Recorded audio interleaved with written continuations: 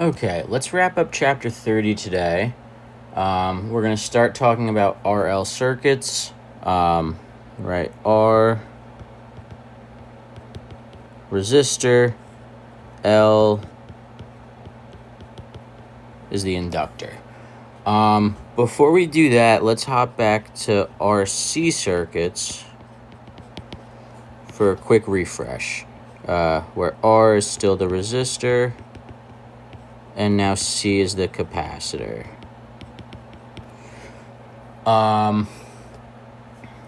So if we draw a quick RC circuit, right, I'm going to do a DC circuit first.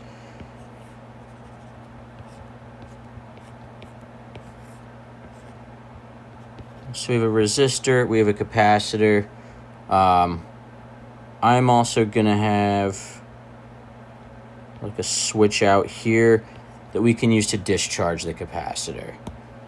And then I guess we'll also have some kind of a switch in here. Right, so if we call this S1, S2, so if we leave S1 open, or if we close S1 and leave S2 open, we're going to start to get current to flow through here. Positive charge builds up on this plate, negative on this one, until we get a potential across the capacitor that's going to be equal and opposite to the potential supplied by the battery. And so we can say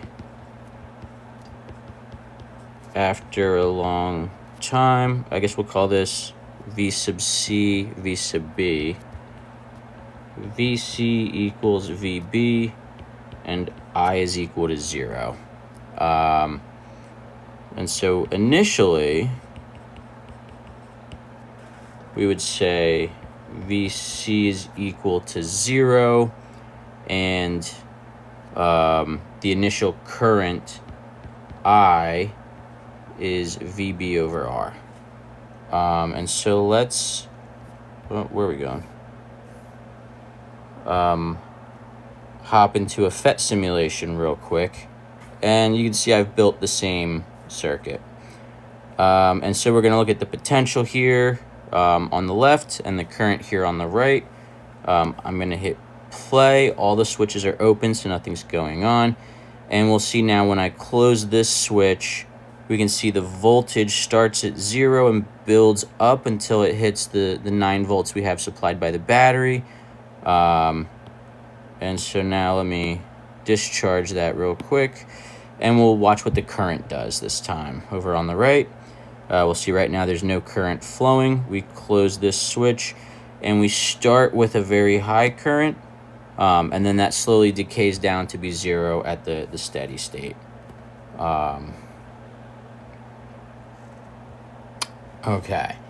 And we can quantify this. We can say the charge on the capacitor is equal to the capacitance times the potential, right? We have Q equals CV. That was one of our equations for capacitance. And so it's going to go with 1 minus e to the negative t over tau sub c, where tau sub c is equal to RC, and that's our time constant. Yeah, and so as we remove that charge, right, if we opened up S1 and closed S2 like I did in that very quick little demo, we see that the charge is equal to the initial charge times e to the negative t over tau. Right, and so this was just what we had for RC circuits. So I'm probably going to pause the video here to rebuild a circuit in the FET simulation, which if you don't have the FET app on your phone, tablets, whatever, I highly recommend getting it so you can play with these things and you can see what's going on. But yeah. Okay, so now we're going to build an RL circuit. where we have some applied potential. I think to follow what the textbook's doing, we'll use an EMF there. And then I'm going to have a resistor in here. Our inductor. We'll have a switch. And we actually don't need a second switch to discharge because a inductor doesn't store charge, right? It stores energy via magnetic field. And so let's see what's going to happen as we close this switch. Oh, not that. Right, when we close the switch, we will start to get a current, I. But once that current gets into the inductor, it'll start wrapping around here, which will make a magnetic field. And then we'll have a magnetic field through all the loops of the inductor, and so it'll oppose that initially. So let's see, we're going to think at t equals 0, or, very shortly after, we get the current's equal to 0, and VL is equal to the EMF, okay?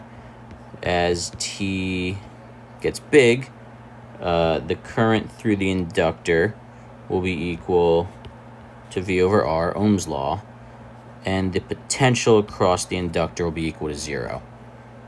Okay, so let's see that. Right, so we have, let's look at the voltage meter first. So I'm going to close this switch, and what did we say? Initially, we're going to have no current and a high potential. All right, so we close this switch. We had a very high current that's going to exponentially decay till it gets to 0, which is what we said we would have at the steady state. Okay, so let's open this up again, and now let's take a look at what the current does. So as we close the switch initially, Lenz's law is going to oppose the change in flux through the solenoid, and so we should have no current initially, and then it should build up as we go. And we see that is in fact the case.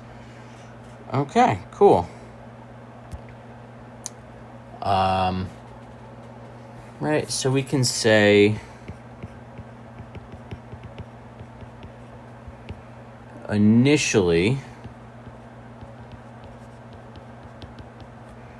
an inductor acts to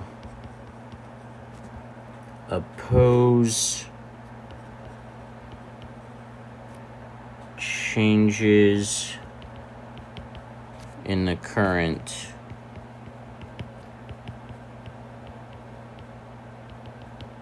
through it a long time later. It acts as an ordinary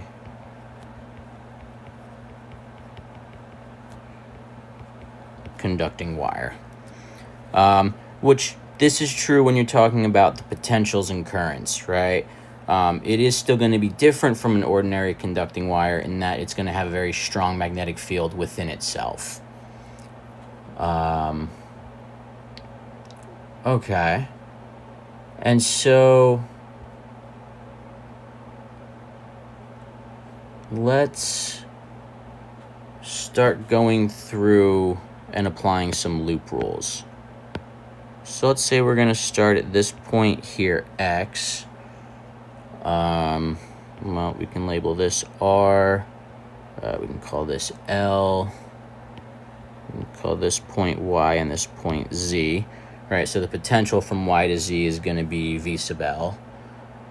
And then we'll just note that the EMF is going this way. Okay. And so if we, let's say we're going to apply loop rules starting at X. And let's see what we get. You know what, actually, let me just bring this down so we can see what we're doing. So let's see, what's the first thing we encounter? The resistor.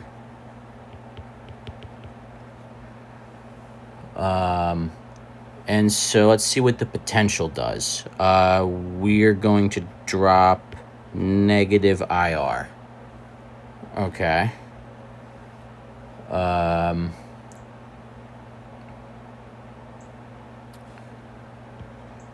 So the next thing we pass through is the inductor.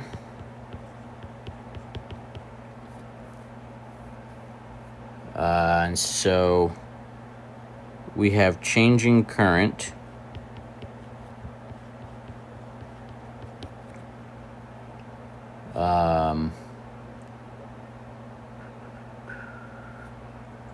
Such that there will be self-inductance,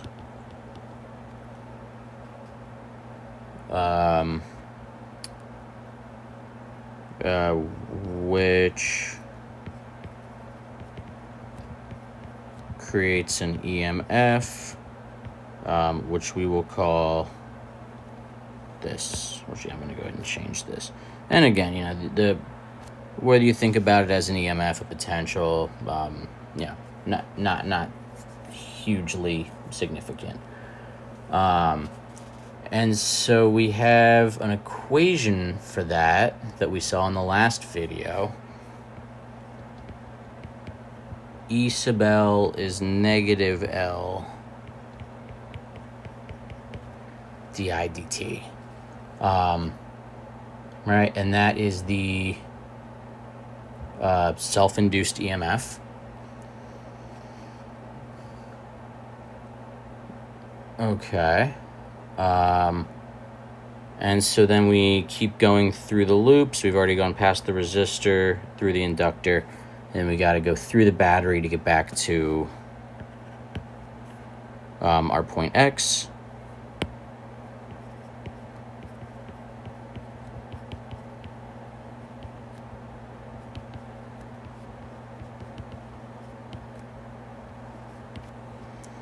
And so if we were to put this all together, right, we have a negative IR, right, because we went through the resistor in the same direction as the current. And what do resistors do? They get hot and dissipate energy, and so we lost some potential there. Then we went through the inductor, so we have negative L times di dt, because what's the inductor going to do? It is going to take that electric potential that we're applying across it, and it's going to convert it into a magnetic field, and that's how that stores energy. So we lose potential, but we gain magnetic fields. And then we go through the battery, and we're back to where we started, so that has to have a net sum of 0, which can give us L di dt plus IR is equal to the applied potential. And this will be true for RL circuits, and this was equation 3039. Okay. So this is a differential equation. Right, so it depends on the current I and the current's derivative. And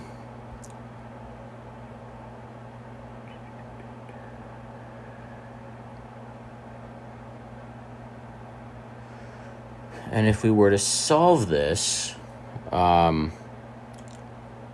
since most of you probably aren't in DiffEQ, we're not going to go through the actual math of this. But the idea is we need some kind of function for I.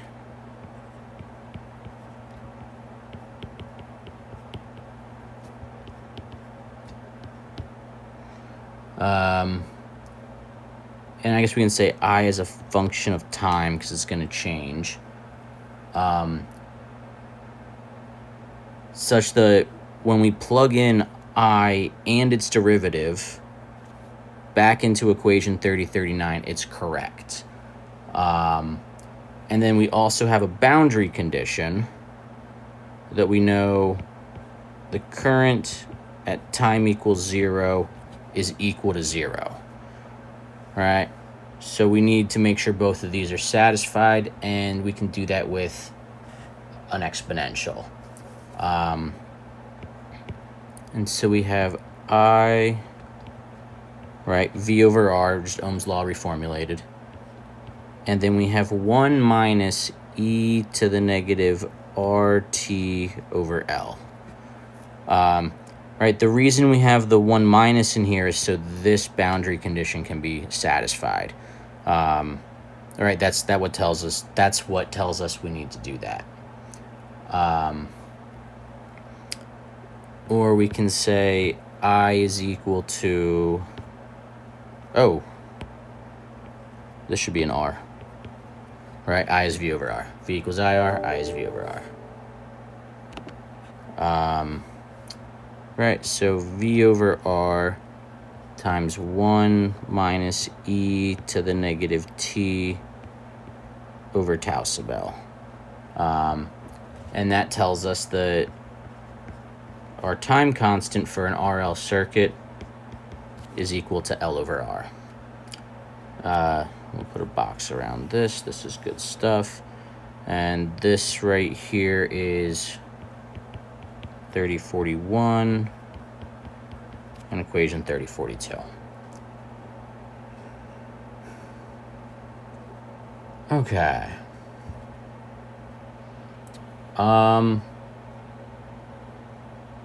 So now let's take a look. Okay, so let's investigate the decay of current, since we just saw how current rises in a RL circuit. And so let's see, we can rewrite our equation 3039, but think when we disconnect everything, the potential is 0. And so what we want to do is if we have L di dt plus IR is equal to 0. But now our initial condition, our boundary condition, is going to be I at t equals 0 is equal to I naught, which is V over R. And that will be satisfied by the equation I is epsilon over R times e to the negative t over tau, which we could say is just equal to I naught e to the negative t over tau.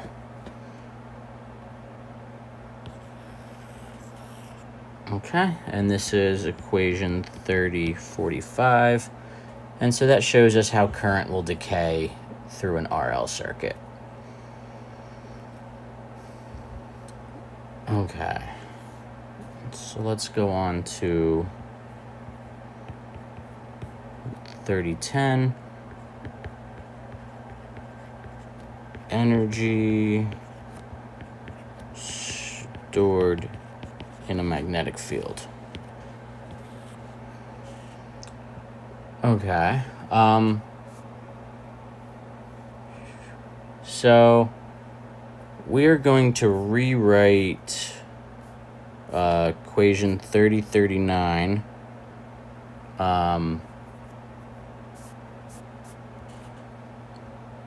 just E is equal to L di dt plus IR, right? We didn't change anything, we just wrote it again. And so let's see. If we want to know like energy or power. We have power is equal to IV, which we can just say is I times the EMF. And so let's multiply both sides of this by current. So we get EI, right, which again is just equal to power, is equal to LI times DI dt plus I squared R. Okay. And so let's go through like the physical interpretation in terms of the work done by the battery and the resulting energy transfers. I'll write that down.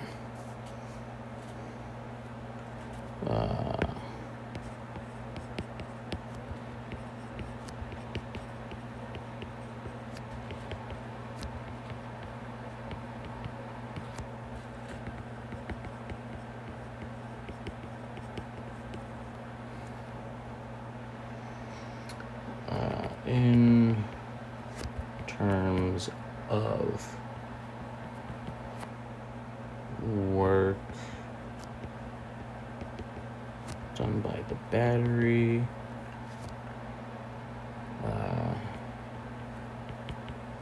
and the resulting energy transfers.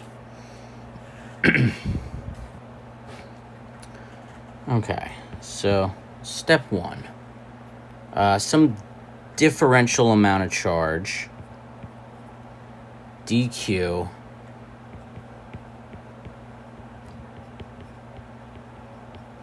passes through the battery.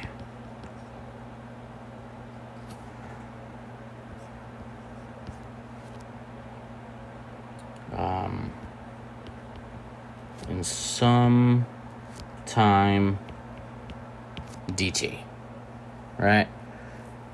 And so the battery does an amount of work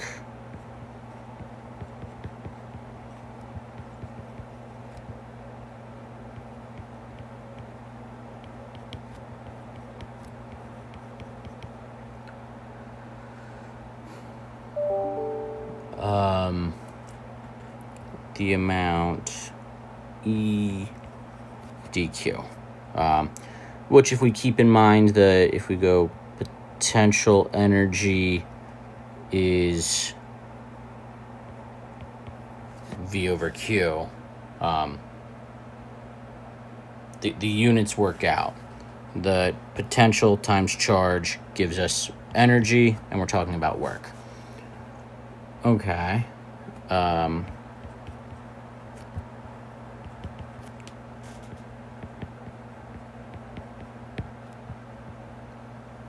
The rate at which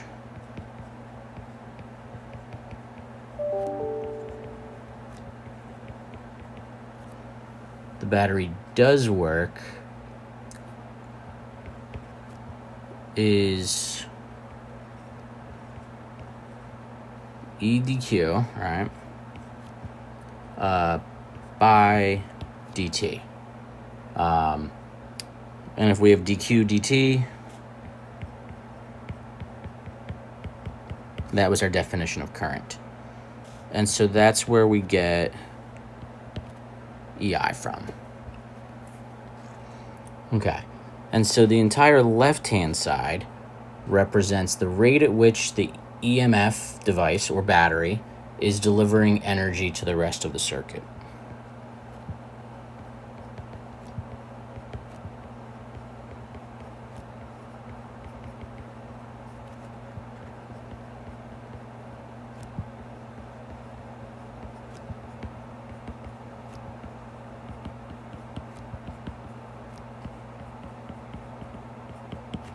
Okay, so that's pretty good.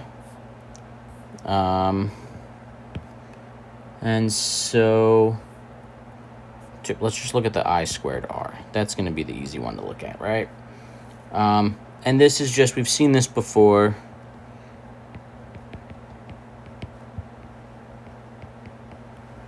And this is the rate at which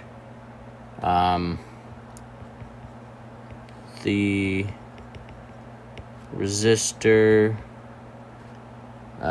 dissipates thermal energy. Right, you run a current through a resistor, it gets hot, that's a loss of energy. Quantitatively, it's I squared R. Okay, so that's not too bad. And then, so 3. We have the expression Li di dt.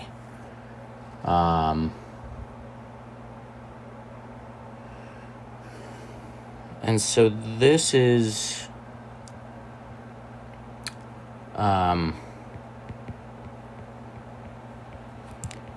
energy delivered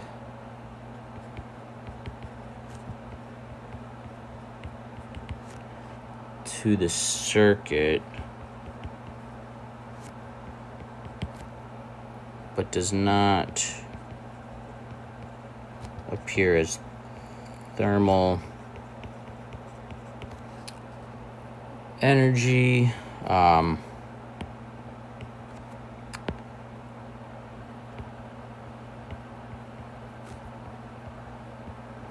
We can argue it must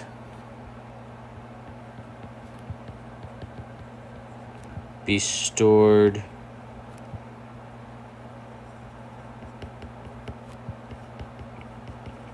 in the magnetic field of the inductor. Right, just based on conservation of energy, right? If we're pumping some amount of energy into the circuit, we're losing some other amount, the rest has to be somewhere. And what ends up happening is it gets stored into magnetic fields. Right, and so if this is the rate at which we are storing energy into a magnetic field, we can say, right, the rate at which we change the energy in the magnetic field is going to be equal to Li di dt, right? These two have to be equal. Which then, if we want, we can rewrite this as the change in magnetic potential energy is equal to the inductance times the current times the change in current. Which, if we want to integrate both sides, we'll integrate this from 0 to UB, right? From no current to full current, and Li di. Put all that together, and we get the magnetic potential energy is equal to, okay, we integrate I, and so that's going to give us an I squared over 2. So 1/2 L I squared. And that's going to be our definition of magnetic energy. And this is 3049.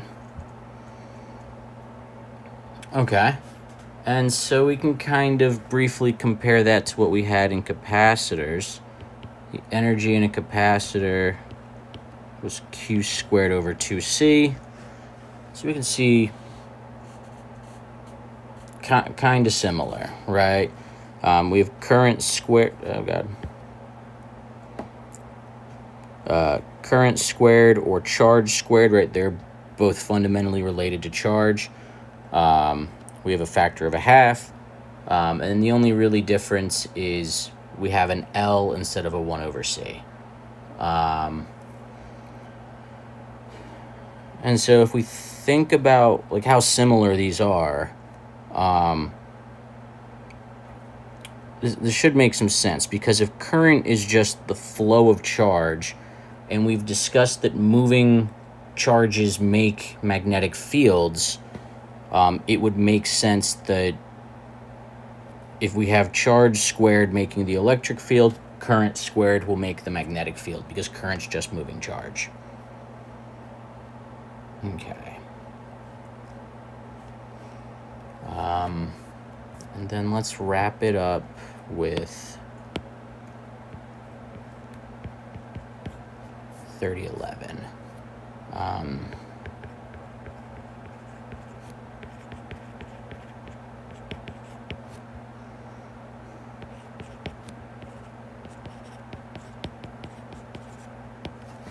Right, the energy density of a magnetic field. Well, so we can say U sub B is going to be capital UB over the volume of the inductor, which we can say is going to be the area of the inductor times the length of the inductor. We just discussed that UB is 1/2 Li squared, and so the energy per volume is going to be Li squared over 2, right, for the 1/2, times the area times the length. Or we can have inductance per length, right, something we've seen before, is equal to I squared over twice the area. And let's see, let's call back equation 3031.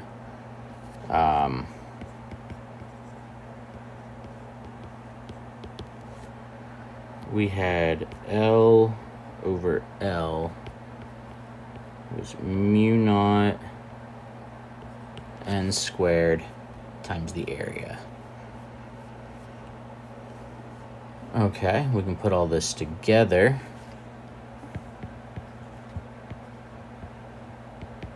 Is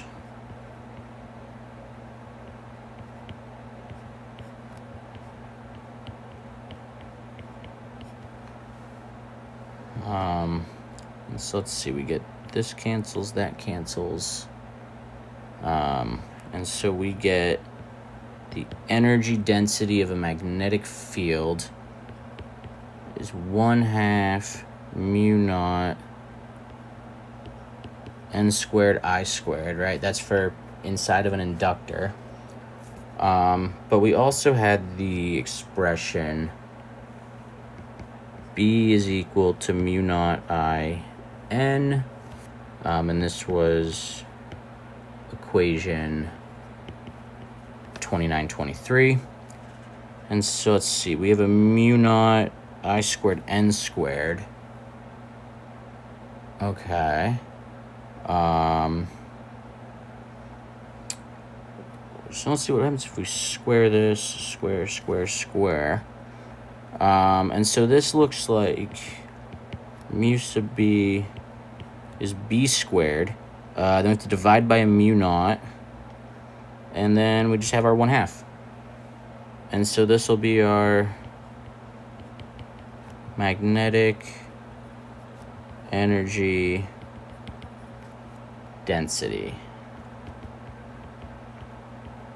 3055.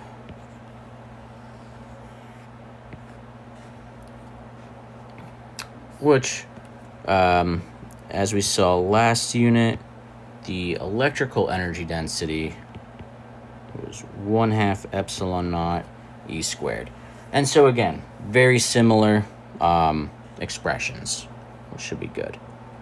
Okay, and I don't think we need to get into 3012. I think that's probably best saved for another course. Okay, cool. Have a good one.